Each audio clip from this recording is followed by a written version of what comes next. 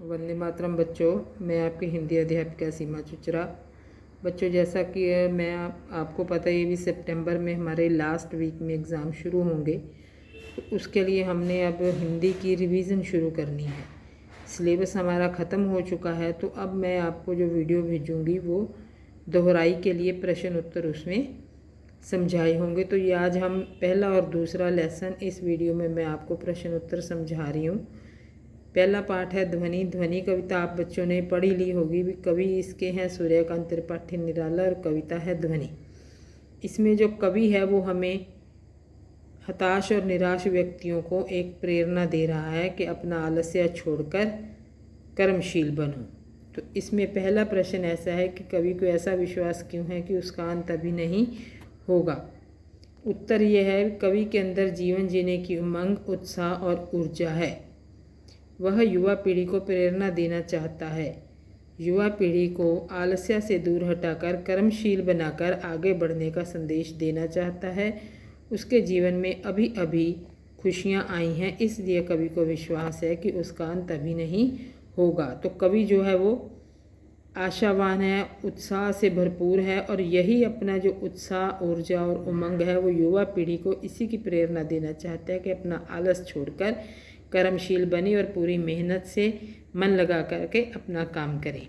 दूसरा प्रश्न है, फूलों को अनंत तक विकसित करने के लिए कवि कौन कौन से प्रयास करता है। प्रयास करना होता है कोशिश करना।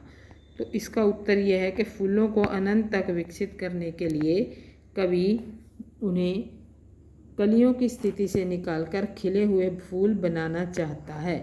कवि अपने कोमल हाथों के स्पर्श का सुख उन्हें देगा, अर्थात अपना कोमल हाथ उन पर फेर कर उन्हें खिला देगा। कोमल हाथ फेरना क्या कि अपने स्पर्श होता है छूना, किसी को प्यार से छूना।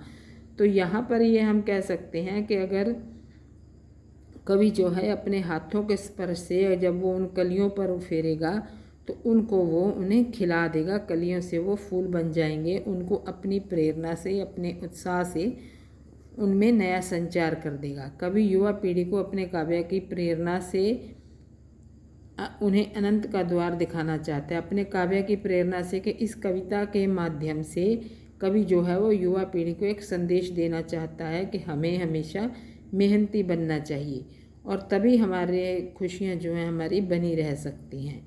जो अब तक अपना समय व्यर्थ कर रहे हैं, जो अब तक अपना समय व्यर्थ कर रहे हैं कि ऐसी युवा पीढ़ी जो सही रास्ते से भटक गई है, तो उनको वो अपनी प्रेरणा से सही रास्ता दिखाना चाहता है। कवि पुष्पों की तंद्रा और आलस्य को हटाने के लिए क्या करना चाहता है। कवि पुष्पों की तंद्रा और आलस्य दूर हटाने के लिए उन पर अपना हाथ फेरकर उन्हें जगाना चाहता है। आलस्य हम समझते हैं आलस, और तंद्रा ऐसी अवस्था होती है कि जैसे आप सभी जानते हो भी, जब हम सुबह नींद से उठते हैं तो एक सुस्ती सी छाई रहती है, अभी नहीं है, 2 मिनट और ऐसा करके हम अपनी मम्मी को भी बोलते रहते हैं अभी नहीं अभी। तो उस अवस्था को कहते हैं तंद्रा।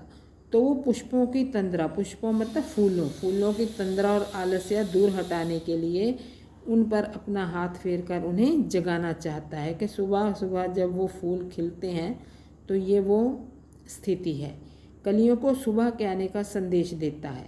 सुबह के आने का संदेश देता है भी सुबह हो गई है, अब आपके खिलने का समय हो गया है। यहाँ कलियाँ आलस्य में पड़े युवकों का प्रतीक हैं।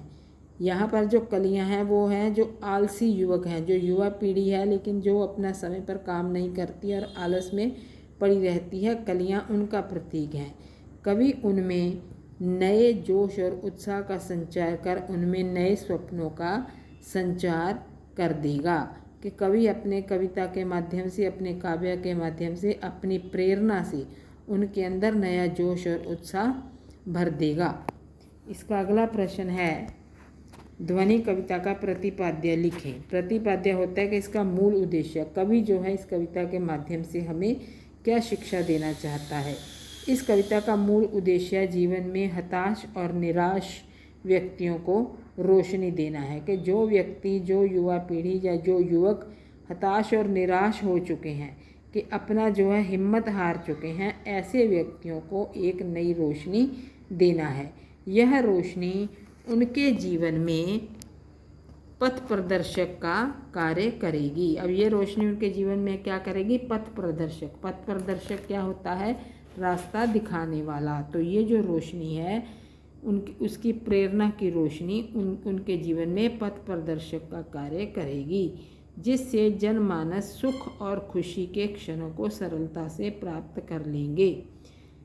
कवि नवयुवकों को रास्ता दिखाना चाहता है जहां उनकी खुशियां असीम हैं। कवि नवयुवकों को ऐसा रास्ता दिखाना चाहता है जहां उनकी खुशियां असीम हैं, कि वो उनको मेहनत का रास्ता दिखाना चाहता है, उनको अपनी हिम्मत और उत्साह से आगे बढ़ने का रास्ता दिखाना चाहता है। इसलिए वह बार बार कहता है कि उसका अंतिम समय नहीं आया है, अर्थात उसकी मृत्यु अभी नहीं होगी। तो कवि इसमें ये कह रहा है कि उसके जीवन में अभी अभी खुशियाँ आई हैं, तो इसलिए उसका अंत अभी नहीं होगा। तो बच्चों, हमारा जो दूसरा पाठ है वो है लाख की चूड़ियाँ। लाख की चूड़ियाँ में आप लोगों ने देखा होगा कि इसके अंदर एक बदलू नाम का जो कैरेक्टर है, बदलू, वो एक मनिहार मतलब मनिहारी है। क्या है कि वो लाख की चूड़ियाँ बनाने का काम करता है, और लेखक जो है वो अपने मामा के गांव में जाता है जहां वो बदलू से मिलता है। और बदलू के माध्यम से इस कहानी के अंदर ऐसे लोगों की व्यथा का जिक्र किया गया है कि जिनके अभी जो मशीनों ने जिनके छोटे मोटे कामकाजों को बंद कर दिया है, और इससे उनके जो हाथ कट गए हैं। हाथ कटने का अर्थ यहाँ पर यह है कि उनका जो रोज़गार है वो बंद हो गया है। तो अब इस पाठ का पहला प्रश्न है, बचपन में लेखक अपने मामा के गांव चाव से क्यों जाता था, और बदलू को बदलू मामा न कहकर बदलू काका क्यों कहता था। अब यहाँ लेखक के मामा के गांव में लाख की चूड़ियाँ बनाने वाला कारीगर बदलू रहता था। बदलू कौन था? लाख की चूड़ियाँ बनाने वाला कारीगर। वह लेखक को लाख की बहुत सारी रंग बिरंगी गोलियाँ बनाकर देता था। तो वह क्या करता था भी, वो लेखक जब भी आता था अपने मामा के गांव में तो उसको लाख की बहुत सारी रंग बिरंगी गोलियां बनाकर देता था। इसलिए लेखक अपने मामा के गांव चाव से जाता था। चाव से मतलब खुशी से जाता था। तो गांव के सभी लोग बदलू को बदलू काका कहकर बुलाते थे। इसी कारण लेखक भी उसे बदलू मामा ना कहकर बदलू काका कहकर पुकारता था, क्योंकि गांव के सभी लोग उसको बदलू काका कहते थे, इसलिए लेखक ने भी उसको यही कहना शुरू कर दिया। दूसरा प्रश्न है, वस्तु विनिमय क्या है? विनिमय की प्रचलित पद्धति क्या है?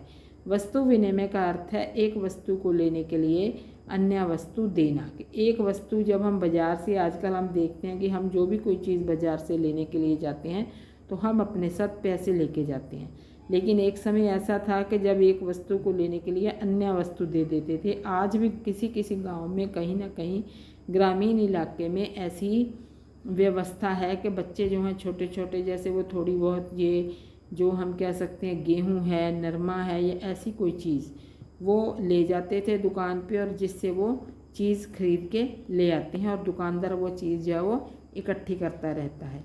तो वस्तु खरीदने के लिए पैसे नहीं लिए जाते थे। एक समय ऐसा था कि वस्तु विनिमय का अर्थ क्या था कि एक वस्तु को लेने के लिए अन्य वस्तु देना, और वस्तु खरीदने के लिए क्या होता था, भी पैसे नहीं लिए जाते थे। वस्तु के बदले वस्तु दी जाती थी। विनिमय की प्रचलित पद्धति पैसा है, लेकिन अब जो प्रचलित पद्धति है वो क्या है? पैसा। आजकल कोई भी वस्तु खरीदने के लिए धन की आवश्यकता होती है। आज हम जब भी बाज़ार से कोई चीज़ लेने के लिए जाते हैं तो हमारे लिए धन की आवश्यकता जरूरी है। इसके बाद अगला जो प्रश्न है, मशीनी युग ने कितने हाथ काट दिए हैं? लेखक इस पंक्ति में किस व्यथा की ओर संकेत करता है? व्यथा होता है कि किस दुख की ओर संकेत करता है? तो इस प्रश्न के अंदर उत्तर यह है कि लेखक ने उन कारीगरों की तरफ संकेत किया है जो हाथ की बनी वस्तुओं से अपना जीवन यापन करते हैं। कि ऐसे कारीगर जो छोटा मोटा काम धंधा करके छोटी छोटी चीज़ें अपने हाथ से बना के अपना जो जीवन यापन होता है कि अपनी रोजी रोटी कमाते हैं, अपना पालन पोषण करते हैं, अपना और अपने परिवार का। तो आज के मशीनी युग ने उन कारीगरों के हाथ काटकर मानो उनकी रोटी ही छीन ली है। मशीनी युग का क्या मतलब है कि एक ही मशीन कई लोगों का काम एक साथ इकट्ठे कर देती है, तो इसलिए बहुत से लोग जो हैं वो बेरोज़गार हो जाते हैं। जिस काम को लगभग 10 व्यक्ति अलग अलग तरीके से करते थे उसे अब केवल एक अकेली मशीन ही कर डालती है। तो क्या होता है कि ऐसे काम जिसको 10 व्यक्ति, जहाँ 10 व्यक्तियों को रोज़गार मिलना है वहाँ एक मशीन जो है वो काम कर देती है और वो जो 10 व्यक्ति हैं वो क्या है, वो बेरोज़गार हो जाते हैं। इनसे बहुत से लोग बेरोज़गार हो जाते हैं, अर्थात उनके हाथ कट जाते हैं। तो ये हाथ कट जाना एक मुहावरा है जिसका अर्थ है बेरोज़गार हो जाना। लघु उद्योग और गांव में छोटा मोटा काम करने वाले लोगों की पीड़ा को दिखाया है। लघु उद्योग जो छोटे छोटे उद्योग, कई लोग अपने घरों में ही ऐसी छोटी छोटी मशीनें लगा के अपना काम धंधा शुरू कर देते हैं। और लघु उद्योग और गांव में छोटा मोटा काम करने वाले लोगों की पीड़ा को दिखाया है कि ऐसे लोगों की पीड़ा को इस कहानी के माध्यम से दिखाया गया है। इस मशीनी युग ने जहां ऐसे कारीगरों की रोजी रोटी पर वार किया है, वहीं दूसरी तरफ इन बेशकीमती कलाओं का अंत भी किया है कि ऐसी कलाएं, एक कला है लाख की चूड़ी बनाना भी एक कला है। तो ऐसी जो बेशकीमती के जिनकी कोई कीमत नहीं है, ऐसी अनमोल कला, उनका अंत भी कर दिया है किसने, इस मशीनी युग ने। और ऐसे कारीगर जो अपने हाथ से ऐसी कलाएं या कोई ऐसी चीज़ें बनाते थे जो बिकती थी, तो इस मशीनी युग ने ऐसे कारीगरों की रोजी रोटी पर भी वार किया है कि इससे उनके कामकाज पर असर पड़ा है। अगला प्रश्न है, बदलू के मन में ऐसी कौन सी व्यथा थी जो लेखक से छिपी ना रह सकी। अब लेखक जो है वो अपने मामा के गांव में जाता है और तब तक थोड़ा सा समय का जो है वो परिवर्तन हो चुका है और अब बदलू जो है वो लाख की चूड़ियाँ नहीं बनाता है। तो बदलू लाख की चूड़ियाँ बनाकर बेचा करता था, पर जैसे जैसे कांच की चूड़ियों का प्रचलन बढ़ता गया उसका व्यवसाय मंद पड़ने लगा। मंद मतलब धीमा। जैसे जैसे कांच की चूड़ियों का चलन बढ़ता गया तो लोग लाख की चूड़ियाँ खरीदना बंद करते गए और इसका असर जो है वो बदलू के व्यवसाय पर पड़ा और वो जो व्यवसाय था वो मंद पड़ने लगा। मतलब कभी कोई चूड़ी बिक जाती थी वरना कोई लेने ही नहीं आता था। तो लोग लाख की चूड़ियाँ नहीं खरीदते थे। अपने रोज़गार की ऐसी दशा बदलू को मन ही मन परेशान करती थी। अब वो बदलू जो है कभी इधर कभी उधर जाता है तो अपने रोज़गार की ऐसी दशा, उसका जो रोज़गार है उसकी ऐसी दशा देख करके बदलू को इसलिए मन ही मन वो परेशान होता रहता था और यही व्यथा लेखक से छिपी ना रह सकी। अब यहाँ इसमें व्यथा का अर्थ है परेशानी या दुख। तो यही व्यथा कि उसके रोज़गार का छिन जाना, ये उससे छिपी नहीं रह सकी। अगला प्रश्न है, मशीनी युग से बदलू के जीवन में क्या बदलाव आया। मशीनी युग से बदलू के जीवन में क्या बदलाव आया कि क्या हुआ, बदलू का रोज़गार छिन गया क्योंकि मशीन से बनी कांच की चूड़ियाँ लोग पहनने लगे तो उसका जो हाथ से बनाने का काम था वो उसका रोज़गार छिन गया, उसका व्यवसाय बंद हो गया। काम ना करने से उसका शरीर भी ढल गया, उसके हाथों और माथे की नसें उभर आईं।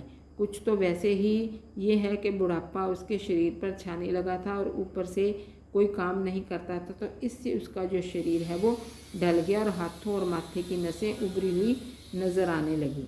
उसको फसली खांसी भी हो गई थी।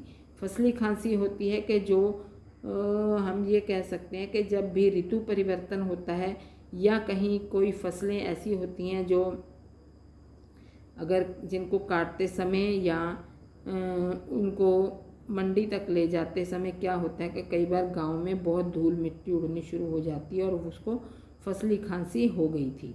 उसकी गाय भी बिक गई थी और जो उसके पास गाय थी वो भी बिक गई। क्यों? क्योंकि उसका जो काम धंधा था वो बंद हो चुका था। उसकी बनी चूड़ियाँ अब कोई नहीं खरीदता था। अब उसकी बनी चूड़ियाँ, लाख की चूड़ियाँ जो बनी हुई थी उसको कोई नहीं खरीदता था। इस सब का कारण उसके पास रोज़गार का न होना था। और सब का कारण क्या था? भी उसके पास रोज़गार नहीं है, उसके पास कोई भी काम नहीं है। इसके बाद अगला प्रश्न है, लाख की वस्तुओं का निर्माण भारत में किन किन राज्यों में होता है। लाख से चूड़ियों के अतिरिक्त क्या क्या बनता है। अब लाख की वस्तुओं का निर्माण सर्वाधिक राजस्थान व उत्तर प्रदेश में होता है। लाख से चूड़ियाँ, मूर्तियाँ, गोलियाँ तथा सजावट की वस्तुओं का निर्माण होता है। इसके बाद बच्चों है हमारी भाषा की बात। भाषा की बात में हमारा जो पहला प्रश्न है कि इस पाठ में लाख की चूड़ियाँ के आधार पर तीनों प्रकार की संज्ञाओं को चुनकर लिखें। कि संज्ञा तो बच्चे आप लोगों ने व्याकरण में टॉपिक किया ही है कि संज्ञा क्या है। किसी प्राणी, वस्तु, स्थान, भाव के नाम को संज्ञा कहते हैं। या अगर हम इसको शॉर्ट में देखें तो नाम ही संज्ञा है।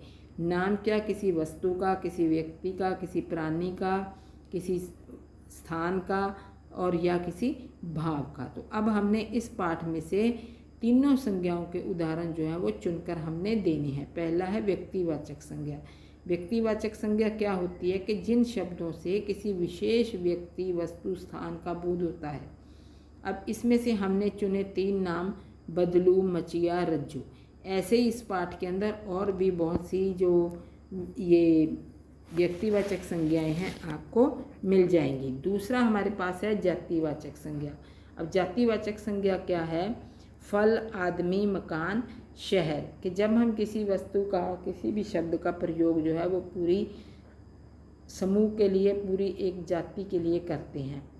इसके बाद आता है भाववाचक संज्ञा। भाववाचक संज्ञा में क्या होता है कि किसी भी व्यक्ति के स्वभाव, गुण, अवगुण के बारे में हमें जिस शब्दों से पता चलता है वो होती हैं भाववाचक संज्ञाएं।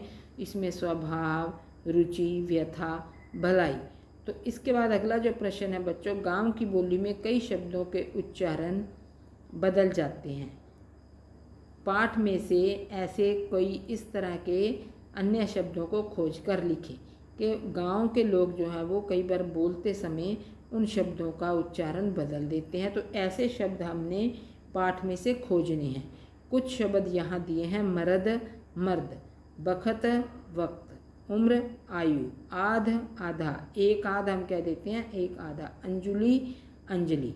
तो बच्चों ये दोनों प्रश्न, लेसन के प्रश्न उत्तर जो हैं आप अच्छी तरह से याद कर लेना। और अब ये जो दिन है आपके पढ़ने के हैं, क्योंकि हमारे जो एग्ज़ाम है वो सितंबर के लास्ट वीक में होंगे, तो आप अपनी तैयारी अभी से शुरू कर देंगे। धन्यवाद।